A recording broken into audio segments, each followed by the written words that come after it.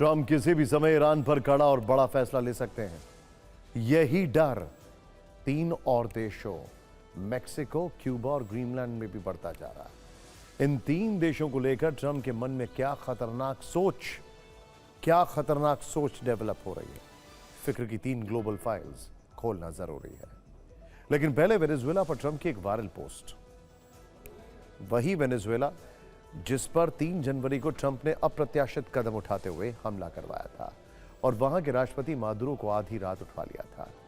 Trump ने social media platform truth social पर अब उसी वेनेजुएला के लिए एक चौंकाने वाली पोस्ट लिखी है। इस पोस्ट में उन्होंने अपनी एक ऑफिशियल प्रोटेस्ट लगाई, उसमें उसके आप ये देखिए पोर्ट्रेट लगाई है, उसके साथ में लिखा है कार्यवाहक राष्ट्रपति वेनेजुएला, वर्तमान कार्यकाल जनवरी 2026। इसमें यह भी जिक्र है कि ट्रंप संयुक्त राज्य अमेरिका के 45वें और 47वें राष्ट्रपति हैं, जिन्होंने यह पद 20 जनवरी 2025 को संभाला था। क्या इस पोस्ट का मतलब है कि वेनेजुएला अब अमेरिका का 51st स्टेट हो गया है? सोचिए, 50 स्टेट ऑलरेडी है। क्या वेनेजुएला अमेरिका का 51st स्टेट हो गया है?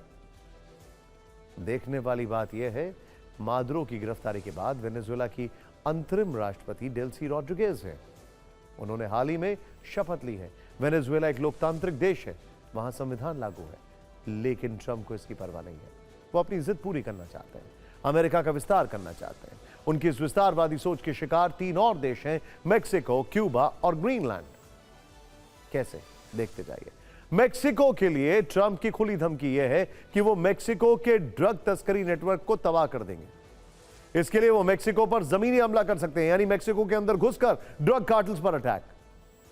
वहीं डेली मेल की रिपोर्ट है कि ग्रीनलैंड पर अमेरिकी हमले का काउंटडाउन शुरू हो चुका है।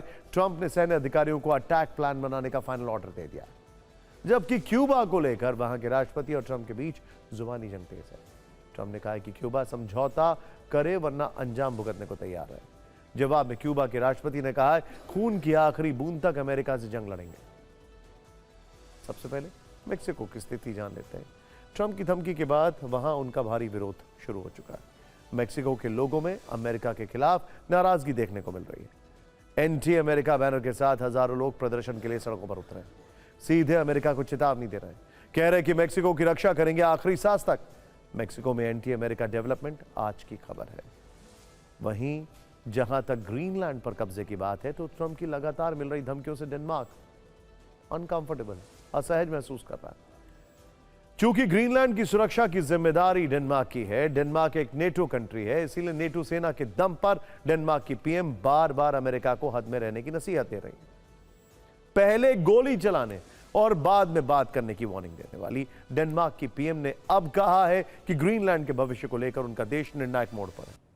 डेनमार्क आर्कटिक समेत सभी जगह पर अपने मूल्यों की रक्षा करने के लिए तैयार है। डेनमार्क पीएम की अमेरिका को बैक टू बैक चेतावनी इसलिए है क्योंकि अमेरिका से ग्रीनलैंड पर बड़ी खबर है। डेली मेल की रिपोर्ट के मुताबिक ट्रंप ने ग्रीनलैंड पर एक हाई लेवल मीटिंग की है। इस मीटिंग में उन्होंने ग्रीनलैंड को हड़पने के लिए सैन्य योजनाएं बनाने की हरी झंडी दे दी है। जॉइंट स्पेशल ऑपरेशन कमांड को प्लान बनाने के लिए निर्देश दिए गए हैं। ट्रंप के सामने ग्रीनलैंड पर कब्जा करने के 3 विकल्प रखे गए। हालांकि अमेरिका के जॉइंट चीफ ऑफ स्टाफ हमले के पक्ष में नहीं है। अमेरिकी कांग्रेस से भी ट्रंप को समर्थन मिलने की संभावना कम दिख रही है, लेकिन ट्रंप इस समय किसी की भी बात नहीं सुन रहे हैं। उन्हें किसी भी कीमत पर ग्रीनलैंड चाहिए, फिर यह कीमत नेटो से टकराव वाली ही क्यों ना हो। 1949 में सोवियत संघ के खिलाफ बने इस नेटो गुट में अमेरिका भी शामिल है। अमेरिका नेटो को सबसे ज्यादा फंड देने वाला देश। 35 लाख वाली नेटो सेना में अमेरिका के 13 लाख सैनिक हैं। बावजूद इसके ट्रंप ग्रीनलैंड के लिए नेटो गठबंधन को ही अब तोड़ देने पर आमादा है। उधर ग्रीनलैंड को बचाने के लिए नेटो देश भी अमेरिका के खिलाफ एकजुट हो रहे हैं। अब ध्यान से देखिएगा, ऐसी रिपोर्ट है कि ग्रीनलैंड के लिए जॉइंट नेटो मिशन प्रपोज किया गया है। ग्रीनलैंड में नेटो देश सैन्य तैनाती को बढ़ा सकते हैं। जर्मनी, फ्रांस, यूके की सेना ग्रीनलैंड में तैनात हो सकती है। ट्रंप का दावा है कि रूस और चीन से ग्रीनलैंड को बचाना जरूरी है, जबकि यूरोपीय देशों का दावा है कि ग्रीनलैंड की सुरक्षा नेटो की जिम्मेदारी है। एक बार सुनते हैं ट्रंप की धमकियों का जवाब नेटो में शामिल देश किस तरह से दे रहे हैं। और अब बात करते हैं क्यूबा की। इतिहास में अमेरिका के आंख में आंख डालकर बात करने वाला क्यूबा अपनी संप्रभुता के लिए एक बार फिर से ट्रंप से टकराने को तैयार है। हैरानी यह है कि ट्रंप क्यूबा तनाव के केंद्र में अचानक से अमेरिकी विदेश मंत्री मार्को रूबियो आ गए। एक सोशल मीडिया यूजर ने मजाक में पोस्ट लिखा कि अमेरिकी विदेश मंत्री मार्को रूबियो क्यूबा के राष्ट्रपति बनेंगे, तो ट्रंप ने फौरन इस विध्वंसकारी विचार पर समर्थन दे दिया। जवाब में उन्होंने लिखा, साउंड्स गुड टू मी, यानी ये सुनकर उन्हें अच्छा लगा। तो क्या ट्रंप वाकई ये चाहते हैं कि मार्को रूबियो जो है वो क्यूबा के राष्ट्रपति बने? मार्को रूबियो का क्यूबा कनेक्शन हम अपनी रिपोर्ट में दिखाएंगे, लेकिन ट्रंप क्यूबा को लेकर लगातार आक्रामक बयानबाजी कर रहे हैं। ट्रंप का आरोप है कि क्यूबा ने वेनेजुएला के 2 तानाशाहों की मदद की, उन्हें सुरक्षा दी, इसके बदले में भारी मात्रा में तेल और पैसा लिया। लेकिन अब यह नहीं चलेगा। वेनेजुएला की रक्षा अब अमेरिका करेगा और क्यूबा को सलाह है कि वो बहुत देर होने से पहले अमेरिका से डील कर ले। जवाब में क्यूबा के राष्ट्रपति ने भी ट्रंप को ललकारा है। उन्होंने कहा है कि 66 साल से क्यूबा अमेरिकी हमले को झेल रहा है। हम खून के आखिरी कतरे तक देश की रक्षा करेंगे। वैसे आप जानते हैं कि क्यूबा को लेकर शुरुआत कैसे हुई थी? रूजवेल्ट से। अमेरिका को इस बात का डर था कि अगर क्यूबा में कम्युनिज्म आ गया तो पूरे उसके बैकयार्ड में कम्युनिज्म आ जाएगा। इसीलिए रशिया ने वहां पर न्यूक्लियर मिसाइल्स लगाए और फिर अमेरिका ने टर्की में हाइड्रोजन बॉम्ब के टिप वाले मिसाइल्स। लेकिन अब हालात बदल चुके हैं, लेकिन सोच पुरानी चल रही है। क्यूबा को अमेरिका अपना बैकयार्ड समझता है। वैसे क्यूबा और अमेरिका के बीच दुश्मनी का अपना एक इतिहास है, जिसको हम वर्तमान में चल रहे टकराव के आईने से देखने का प्रयास करेंगे। ये रिपोर्ट आपको देखनी चाहिए।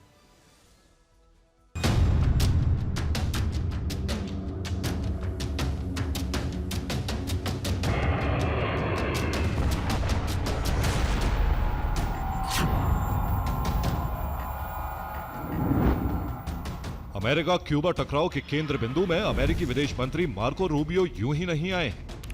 मार्को रूबियो क्यूबा से अपना खास कनेक्शन बताते रहे हैं। असल में रूबियो के माता पिता क्यूबा के रहने वाले थे। क्यूबा में फिदेल कास्त्रो के सत्ता संभालने के लगभग 2.5 वर्ष पहले ही वो सन 1956 में अमेरिका आ गए थे। लेकिन मार्को रूबियो का कहना इससे उलट है। उनका दावा है कि उनका परिवार फिदेल कास्त्रो के सत्ता संभालने के बाद क्यूबा से जान बचाकर भागने वाले निर्वासित लोगों में शामिल था।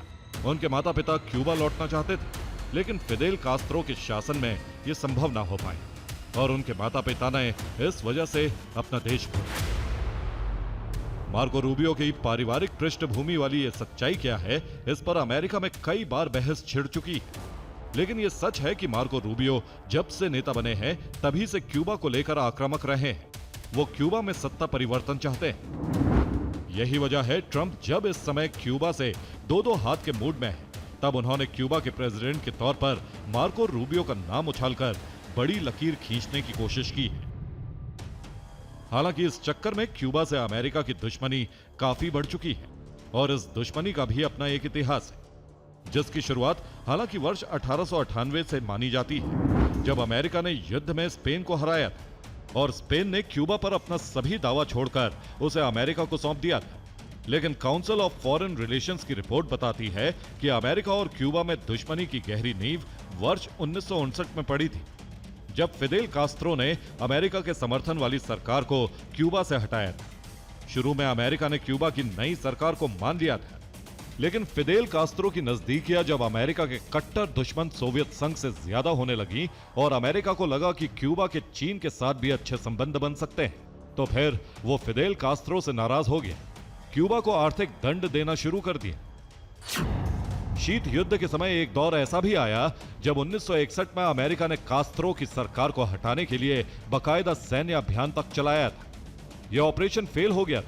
क्यूबा ने अमेरिकी फंड से खड़े किए गए विद्रोह को महज 3 दिन में कुचल दिया था। अमेरिका की छवि को गहरा धक्का लगा था।